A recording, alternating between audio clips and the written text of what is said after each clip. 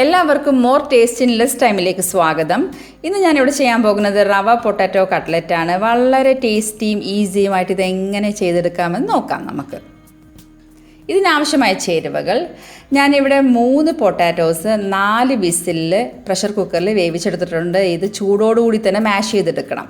ഇനി നമുക്കൊരു പാനിൽ 1/2 ഗ്ലാസ് വെള്ളം ഇട്ട് ഉപ്പും ഇട്ടിട്ട് കുറച്ച് ഓയിലും ഇട്ട് ഒന്ന് തിളപ്പിച്ചെടുക്കാം. ഈ 1/2 ഗ്ലാസ് വെള്ളം തിളച്ച് വരുമ്പോൾ നമുക്ക് 1/4 ഗ്ലാസ് റവ ചേർക്കാം. റവ നല്ല രീതിയിൽ പതുക്കെ റവ ഇടാവുള്ളൂ, അല്ലെങ്കിൽ കട്ട കിട്ടും. വളരെ പതുക്കെ റവ ഇടാവുള്ളൂ. ഇതൊരു 3-4 മിനിറ്റിനകം തന്നെ വെന്ത് കിട്ടും. ഈ വെന്ത റവ നമുക്കൊരു ബൗളിലേക്ക് മാറ്റാം. റവ റെഡിയായി. ഇനി നമുക്ക് മാഷ്ഡ് പൊട്ടാറ്റോസ്, നമ്മൾ പൊട്ടാറ്റോ ഒക്കെ വേവിച്ച് വെച്ചിട്ടുണ്ട്. ഇനി നമുക്ക് ഒരു സവാള ചോപ്പ് ചെയ്തത്, കുറച്ച് മല്ലിയില, ഒരു പച്ചമുളക് നല്ലതായിട്ട് അരിഞ്ഞത്, കുറച്ച് ഉപ്പ്, 1/2 ടീസ്പൂൺ മുളക് പൊടി, 1/4 ടീസ്പൂൺ മഞ്ഞൾപ്പൊടി എന്നിവ ചേർത്ത് മസാല തയ്യാറാക്കാം. നമ്മുടെ കട്ട്ലറ്റ് മസാല റെഡിയായി. ഇനി നമുക്ക് കോട്ടിങ്ങിന് ആവശ്യമായ ചേരുവകൾ നോക്കാം.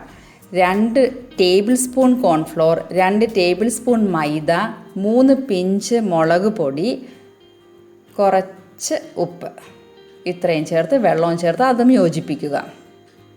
ഇനി നമുക്ക് അത്യാവശ്യം വലിയ ഉരുളകളെടുത്ത് റൗണ്ട് ഷേപ്പിൽ നമുക്ക് കട്ട്ലറ്റ് തയ്യാറാക്കാം.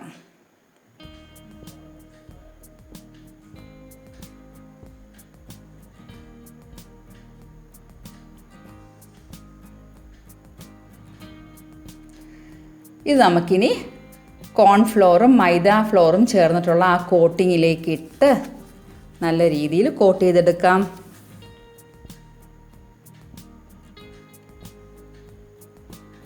ഇനി നമുക്കിത് ബ്രെഡ് ക്രംസിലേക്ക് ഇടാം.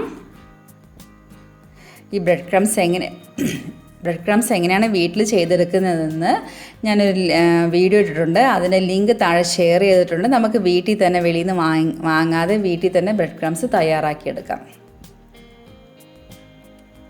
ഈ കോട്ടിങ് വളരെ പ്രധാനമാണ്. ഇതാണ് നമ്മുടെ കട്ട്ലറ്റിനെ പൊട്ടാതെ ബൈൻഡ് ചെയ്ത് വെക്കുന്നത്.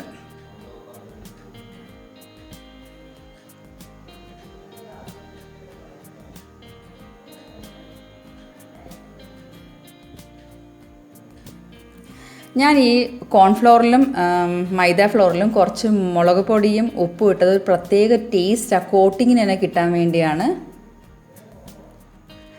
അങ്ങനെ നമുക്ക് എല്ലാ കട്ട്ലറ്റ്സും ഇനി പൊരിച്ചെടുക്കാൻ ആരംഭിക്കാം. ഇത് എണ്ണ എപ്പോഴും ചൂടാകണം. ചൂടാകാത്ത എണ്ണയിലിടുമ്പോൾ കട്ട്ലറ്റ്സ് പൊട്ടാനുള്ള ചാൻസ് കൂടുതലാണ്. ഞാനിവിടെ ഷാലോ ഫ്രൈ ആണ് ചെയ്യുന്നത്, ഡീപ്പ് ഫ്രൈ അല്ല. നിങ്ങൾക്ക് വേണമെങ്കിൽ ഡീപ്പ് ഫ്രൈ ചെയ്യാം. കാരണം പൊട്ടാറ്റോസ് ആയാലും ശരി റവ ആയാലും ശരി ഓൾമോസ്റ്റ് വെന്തതാണ്. അതുകൊണ്ടാണ് ഞാൻ ഷാലോ ഫ്രൈ ചെയ്യുന്നത്. 3-4 മിനിറ്റുകൾക്കകം തന്നെ ഇതെല്ലാം നല്ല ഫ്രൈ ആയി കിട്ടും. ഗോൾഡൻ ബ്രൗൺ ആകുമ്പോൾ തന്നെ എടുക്കുക. ഇത് കെച്ചപ്പിൻ്റെ കൂടെ കഴിക്കാൻ വളരെ ടേസ്റ്റിയാണ്. ഞാൻ 2 തരത്തിലുള്ള കെച്ചപ്പ് വീട്ടിൽ എങ്ങനെ ഉണ്ടാക്കുന്നതെന്നുള്ള ലിങ്ക് താഴെ ഷെയർ ചെയ്തിട്ടുണ്ട്. റെസ്റ്റോറൻറ്റ് സ്റ്റൈൽ കെച്ചപ്പും സിമ്പിൾ കെച്ചപ്പും. ഇത് നോക്കിക്കോളൂ, ഞാനൊന്ന് പൊട്ടിച്ച് കാണിച്ചു തരാം. വളരെ ടേസ്റ്റിയാണ്. ആ റവയും പൊട്ടാറ്റോയും ഒക്കെ ചേർന്ന് നല്ലൊരു കട്ട്ലറ്റ് ആയിട്ടുണ്ട്. കണ്ടോ, ഉള്ളിയൊക്കെ ചേർന്ന് രണ്ടാമത്തെ കട്ട്ലറ്റ് ഞാൻ പൊട്ടിച്ച് കാണിച്ചു തരാം. ഉള്ളിയൊക്കെ ചേർന്ന് നല്ലൊരു കട്ട്ലറ്റ് ആയിട്ടുണ്ട്. എല്ലാവരും ഒന്ന് ശ്രമിച്ച് നോക്കണം.